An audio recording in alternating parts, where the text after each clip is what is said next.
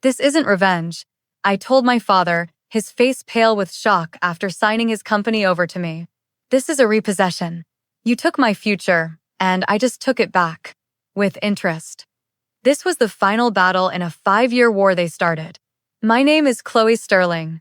I'm 28 years old, and this morning, I walked into a boardroom on the 40th floor overlooking downtown Austin and ended my family's empire. The air in the conference room was thick with the scent of expensive coffee and utter failure. Across the polished mahogany table, my father, Richard, the celebrated titan of Texas's venture capital scene, looked smaller than I had ever seen him. His usually immaculate suit seemed to hang off his shoulders, his face a pale mask of disbelief. Beside him, my older brother, Leo, the golden boy COO who had graced the cover of 3 business magazines, just stared. The arrogant smirk he'd worn like a second skin for a decade was completely gone, replaced by a slack-jawed confusion. I let the silence stretch, a physical weight in the room, until their discomfort was palpable. I placed my hands flat on the cool wood, leaned forward slightly, and locked eyes with my father. "Good morning, Richard Leo," I said, my voice dangerously calm, betraying none of the 5-year storm that had led to this moment. "As you know from the acquisition notice sent by my legal team, today is your last day at Innovate Dynamics. I'm here to collect what's rightfully mine, not this company, but the idea that built it." Their shock was the first taste of a victory 5 years in the making. This wasn't just a business transaction, it was the final chapter in one of those brutal family revenge stories you think only happen in movies. If you have ever been told your dream was too small, or felt profoundly underestimated by the very people who were supposed to be your biggest champions, just type the name of the city you're watching from in the comments. I want to see how far this story of quiet resilience reaches. To understand this ending, we have to go back to the real beginning, to a single dinner that cost me my family, but in the end, gave me my power. 5 years earlier, the scene wasn't a sterile boardroom, but the warm, amber glow of Morton's Steakhouse off Congress Avenue. The air smelled of aged oak, prime rib, and what I, in my naivety, believed was opportunity. I was 23, fresh out of the University of Texas with a degree in computer science and a fire in my soul. I wasn't a little girl asking for an allowance. I was a founder presenting an investment proposal. Spread across the crisp white linen tablecloth was my entire world for the past 18 months. A 50-page business plan, detailed market analysis, and a working prototype on my laptop for a revolutionary AI-driven logistics platform I had named Synapse. I spoke for 20 minutes straight, my voice buzzing with a passion fueled by late nights and endless lines of code. I explained the proprietary routing algorithm I developed, showing them on my screen how it could predict supply chain disruptions with 98% accuracy, potentially saving a mid-sized company millions in their first year. I laid out the 5-year growth projections, the market gap it filled, the clear path to profitability. I had done the work. When I finally finished, a silence fell over the table. It wasn't the thoughtful silence of serious consideration. It was the hollow, patronizing silence of dismissal. My father, Richard, took a slow sip of his $200 Cabernet. He smiled, a tight, paternalistic smile that never reached his eyes. "Chloe, it's ambitious," he said, the word landing like a consolation prize. "A very impressive project for a new graduate." Leo chimed in, leaning back with that lazy confidence I despised. "The real world is a shark tank, kiddo. You've built a nice raft, but it won't survive." They didn't challenge my data. They didn't question my code. They questioned me.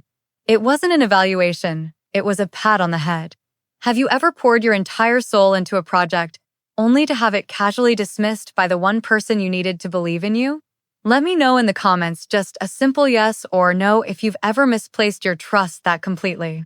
At the time, I thought their rejection was just them being cautious. I didn't realize I had just handed the blueprints of my future to the very sharks who were about to devour it. I walked out of that steakhouse feeling bruised but not broken. I was determined. Fine, I thought, fueling my walk back to my small apartment off South Lamar. I'll do it myself. I'll bootstrap it, find other investors, and one day they'll see. For the next 3 months, I lived on ramen and sheer willpower, refining my pitch deck and sending cold emails to every angel investor in Austin. I was so focused on moving forward, on proving them wrong, that I never thought to look back at what they were doing. I should have. The discovery didn't come from a dramatic phone call. It came on a quiet Tuesday morning, delivered by a push notification from TechCrunch. The headline seared itself into my brain. Sterling Capital leads $15 million Series A into a stealth logistics startup, Innovate Dynamics. My heart hammered against my ribs. I tapped the link, my hand shaking. The article lauded a revolutionary new AI platform poised to reshape the supply chain industry. The platform's name was Ether. As I read the description of its core functionalities, its predictive analysis, its dynamic rerouting capabilities, a cold, sickening dread washed over me.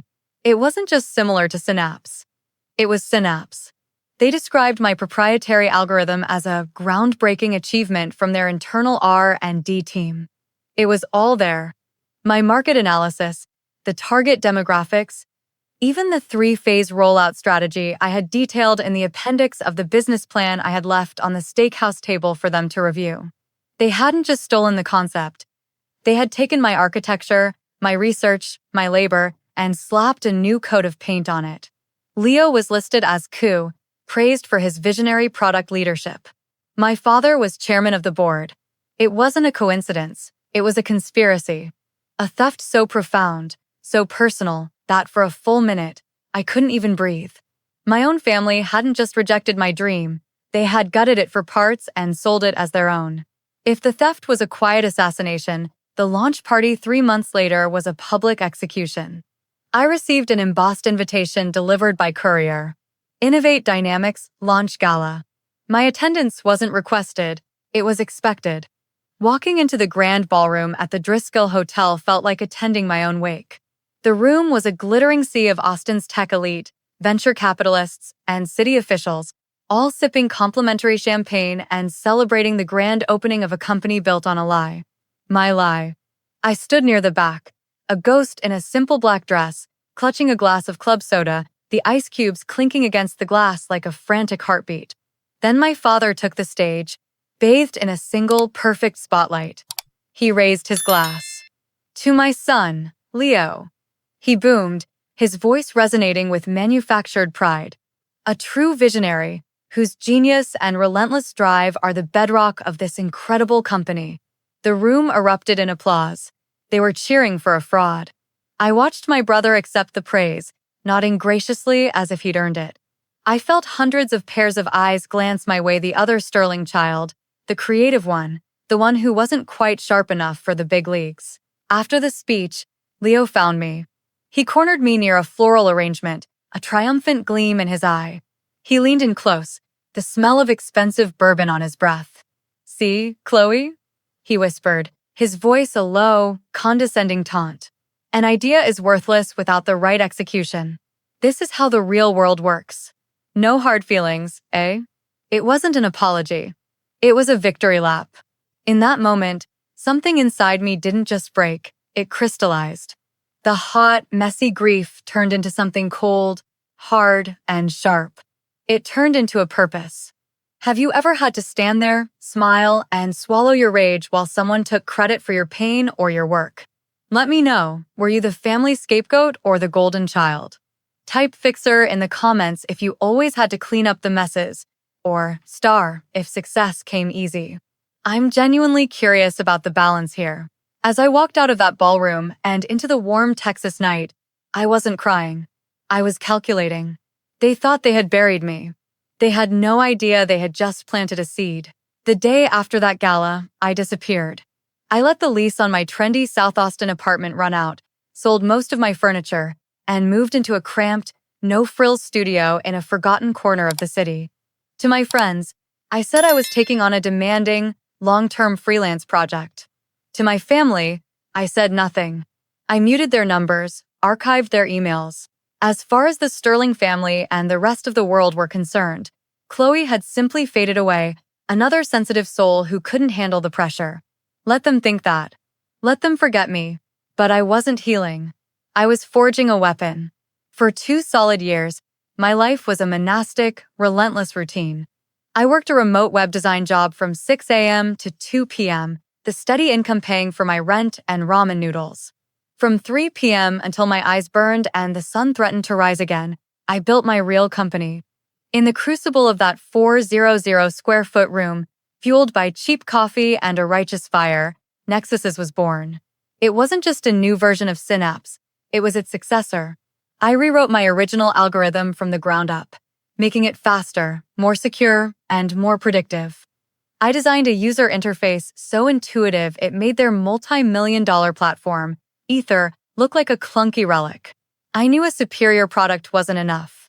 I needed capital, a brilliant legal team, and a partner who understood the enemy. I needed a ghost. I spent months digging through old financial news archives, studying my father's career, not his victories, but the people he'd burned. And that's how I found Marcus Vance. Marcus was a legendary programmer Richard had forced out of his own company in a brutal takeover 15 years prior. I found his encrypted email address and sent a single, cryptic line. I am Richard Sterling's daughter. I have a business proposal that I believe will be of mutual interest. He replied in 5 minutes. We met the next day at a quiet coffee shop. He listened to my story without interruption, studied my code, and a slow, dangerous smile spread across his face. I'm in, he said, his eyes gleaming with an old fire. Let's go give your father a history lesson. Oh, my father and Leo are businessmen. They are not engineers. When they stole my design, they copied the body, but they never understood its soul.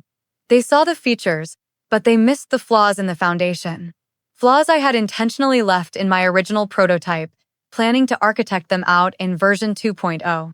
The most critical one was a subtle inefficiency in how the database handled large-scale data transfers.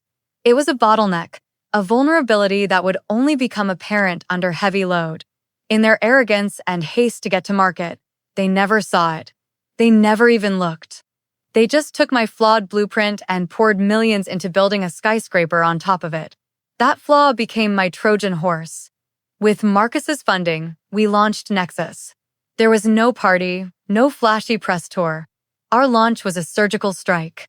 Our primary weapon wasn't our faster processing or cleaner interface. It was a devastatingly simple tool we internally called the Bridge. It was a free, one-click data migration feature. A potential client simply had to enter their Aether login credentials, and the Bridge would initiate a massive data request, targeting the exact database bottleneck I knew existed. It would pull their company's entire operational history, every invoice, every shipment, every last byte from Aether's servers, and seamlessly integrate it into the Nexus platform. The transfer was virtually instantaneous, with zero operational downtime for the client. It was an irresistible offer. We didn't market it to the world. Marcus and I compiled a kill list, Aether's top 25 enterprise-level clients. The ones paying them the most, and the ones I knew, from reading industry forums, were the most frustrated with Aether's slow performance. Our first target was a major regional distributor based in Dallas. We offered their CTO a free, confidential demonstration. He watched, jaw agape, as his company's decade of data migrated to our platform in just 47 minutes. That afternoon, he quietly terminated his 7-figure contract with Innovate Dynamics and signed an exclusive 5-year deal with us. The first brick in their empire had just been silently removed. After that first client flipped, the dominoes began to fall, slowly at first, then with terrifying speed. The second client, a logistics firm from Phoenix, left 2 weeks later.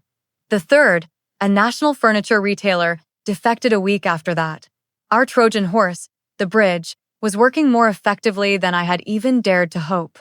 We were a ghost, an invisible force systematically dismantling their revenue streams from the inside out, one multi-million-dollar contract at a time. The whispers in the Austin tech scene grew into a roar. I'll never forget the morning Marcus slid his laptop across our makeshift conference table. On the screen was a headline from a major tech journal. Is Innovate Dynamics hemorrhaging? A mysterious competitor named Nexus is bleeding the Titan dry. The article was filled with speculation. Some industry analysts thought Nexus was a secret project bankrolled by a Silicon Valley giant. Others theorized it was a foreign company trying to enter the US market. No one, not a single person, suspected it was the work of a 26-year-old woman operating out of a rented guest house in the Texas Hill Country. My father and brother were panicking. We heard through back channels they were offering massive discounts to stop the bleeding, but it was no use. You can't discount your way out of a fundamentally broken product. From our quiet war room, Marcus and I watched the beautiful, predictable chaos unfold. We had a monitor dedicated to tracking their bad press and the increasingly desperate LinkedIn posts from their employees seeking new jobs. They were trapped in a burning building, and we were the ones who had quietly locked the doors. Do you know that feeling? That incredible, electric thrill when a plan you have painstakingly nurtured for years finally clicks into motion, and you can see the path to victory laid out before you. If you appreciate the art of a well-executed strategy, just type the word checkmate in the comments below. Let the long-term planners find each other. Every time a major client successfully migrated to our platform, a quiet notification would chime on our server. It was the most satisfying sound in the world. It was the sound of inevitability. For 18 months, we bled them. Their once healthy profit margins evaporated, and their company valuation, once estimated at over $100 million, was in freefall. They were wounded, desperate, and losing the trust of the market. This was when Marcus and I decided it was time to shift from market competition to financial warfare. It was time to stop pulling bricks and start taking a sledgehammer to the foundation. Like most aggressive startups, Innovate Dynamics had taken on significant corporate debt to fuel its rapid expansion, borrowing millions from a syndicate of mid-sized investment banks. Now, with their revenue collapsing, that debt was considered distressed on the open market. The banks were anxious to offload the risk for pennies on the dollar. Using a series of anonymous shell corporations established by our legal team, Marcus and I began quietly buying up that debt. Piece by piece, we acquired their financial obligations. After 6 months of strategic purchasing, we had done it. We were their single largest creditor.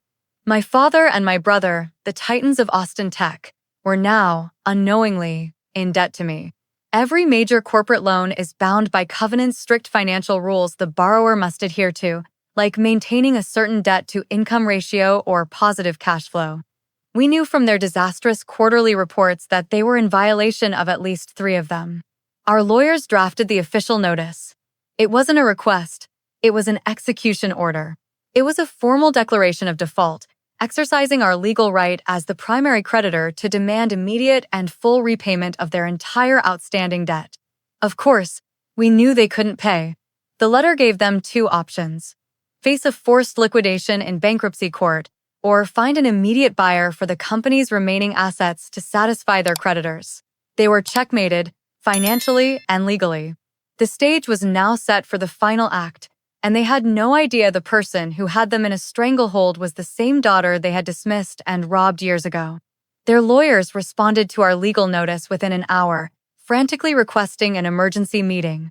They wanted to negotiate with the principal of our holding company, the mysterious creditor who held their fate in its hands. They thought they could charm or bully their way out of the corner they were in. We agreed. The meeting was set for the next morning at 9 a.m. in their boardroom, on their turf. Or so they thought.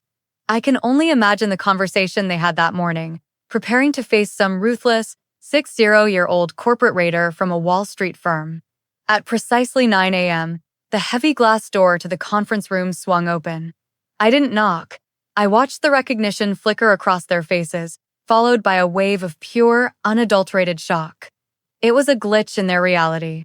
My father, Richard, physically flinched, a small, involuntary jerk.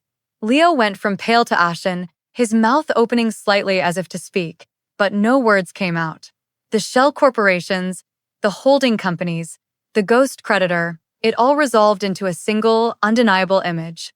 Me, the daughter they had written off, the sister they had robbed. I didn't smile. I didn't offer a platitude. I walked to the head of the table, my table now, and placed a single, thin folder in front of them. There will be no negotiation, I said, my voice cutting through the stunned silence. Nexus Holdings will acquire all assets, intellectual property, and active patents of Innovate Dynamics for the sum of $1. I paused, letting the insult land. In exchange, we will absorb your secured debt and forego a public and very messy bankruptcy proceeding. $1. The price of their legacy. They stared at the folder, the truth of the last 2 years crashing down on them in one devastating wave. It was me. It had always been me. The universe has a funny way of balancing the books, doesn't it? If you believe that karma, or justice, or whatever you want to call it, eventually finds everyone, do me a favor and hit that like button. Let it be a signal that you believe in the power of a reckoning. My father finally found his voice, a weak whisper. Chloe, the offer is on the table for 10 minutes, I said, glancing at my watch. After that, my lawyers filed the Chapter 11 petition. The choice is yours. They didn't use the full 10 minutes.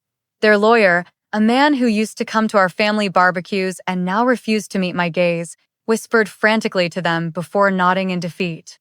I watched as my father's hand, the same hand that once taught me how to throw a baseball, trembled as he signed his name. He pushed the documents across the table. Leo followed, his signature a barely legible, angry scrawl. It was done. The company built on my stolen dream was now legally mine. As I gathered the signed papers into the folder, my father finally spoke, his voice hoarse with a pathetic mix of rage and wounded pride. How could you do this, Chloe? He choked out. After everything we've given you, we're your family. My brother, ever the opportunist, saw an opening for a different angle. She's right, Dad. What we did, it was wrong, he said, looking at me with manufactured sincerity. I'm sorry, Chloe. I truly am. But this, to destroy us like this, it's inhuman. I stopped at the door and turned to face them, the two architects of my exile. A short, dry laugh escaped my lips. Family? I asked, my voice devoid of warmth. You want to talk about family now? You forfeited that right 5 years ago, over a steak dinner. Don't you dare try to hide behind that word now. You didn't just hurt my feelings. You committed, calculated, premeditated theft against your own blood for financial gain. This isn't a high school drama, this was a crime. I held up the folder, its contents now representing their total defeat. And let me be perfectly clear, what I did here today wasn't revenge. Revenge is emotional. This was business. This was a repossession. You took my future, and I just spent 5 years of my life taking it back. With interest. Goodbye, Richard. Goodbye, Leo. I walked out of that boardroom without looking back, leaving them alone in the silent, cavernous space that now belonged to me. The following Monday, I walked back into that building, not as a conqueror, but as the CEO. The remaining employees of what used to be Innovate Dynamics were gathered in the main atrium. They were terrified, their faces etched with the anxiety of an impending mass layoff. They expected me to be a typical corporate raider, there to gut the company, sell off the valuable assets, and leave them all unemployed. They thought I was just like Richard Sterling. I needed them to see they were wrong. I stood before them and laid out the new vision. I told them that Nexus had acquired the company not to destroy it, but to rebuild it correctly. I announced that there would be no layoffs. Instead, we would merge our teams, and their experience would be vital. We immediately killed the Aether brand. Its flawed technology was retired, but its talented engineers and support staff were integrated into our operation. Their new mission, I explained, was to help us continue building the most powerful and ethical logistics platform on the market. For the first time that morning, I saw the fear in the room begin to recede, replaced by a flicker of curiosity and then hope. But my real plan went beyond running a successful company. 6 months later, once the merger was complete and Nexus was more profitable than ever, I made my final move. I announced the launch of the Synapse Initiative, an in-house venture fund at Nexus, seeded with 20% of our annual profits. Its sole mission: to provide early-stage funding and mentorship to tech founders from underrepresented backgrounds, women, people of color, immigrants, anyone with a brilliant idea who didn't fit the traditional mold that my father's world championed and exploited. I took the power they had stolen from me, and instead of hoarding it, I used it to ensure that what happened to me would be less likely to happen to the next generation of innovators. That was the true victory. It wasn't in taking their company, it was in forging their legacy into a force for good. So, that's the story. That's how a dismissed idea became a weapon, and how a stolen legacy was rebuilt into something better. It's an extreme example, one of those intense family revenge stories that sounds like it was written for a television drama. But the feelings at its core, the sting of betrayal from those you trust, the frustration of being underestimated, the quiet, burning determination to fight your way back from nothing. I know those feelings are universal, and this whole journey has left me with a few hard-earned truths that I want to leave with you today. First, protect your work. Your ideas have immense value, even if the people closest to you are blind to it. Non-disclosure agreements, patents, copyrights, these aren't just boring legal documents. They are your armor. Learn how to use them. Second, embrace the power of working in silence. Let your rivals have their loud parties and their magazine covers. While they are busy celebrating their premature victory, you stay quiet. You build. You plan. You focus. Let your success be the only announcement you need when it finally arrives. And the most important lesson is this. The most profound revenge isn't about destruction, it's about creation. It's about building a future so successful, so fulfilling, and so much bigger than the one they tried to steal from you, that their betrayal shrinks in comparison, becoming nothing more than a footnote in your incredible origin story. The world may never fully know what you've had to overcome, but stories like these remind us we're not alone. If these stories speak to your truth, subscribe and become part of a community that understands that the quietest resilience is often the most powerful. And now, for the final step, tell me in the comments one thing you are currently building: a skill, a business, your confidence, a relationship. Let's fill this space with the power of our own creation. Thank you for coming on this journey with me.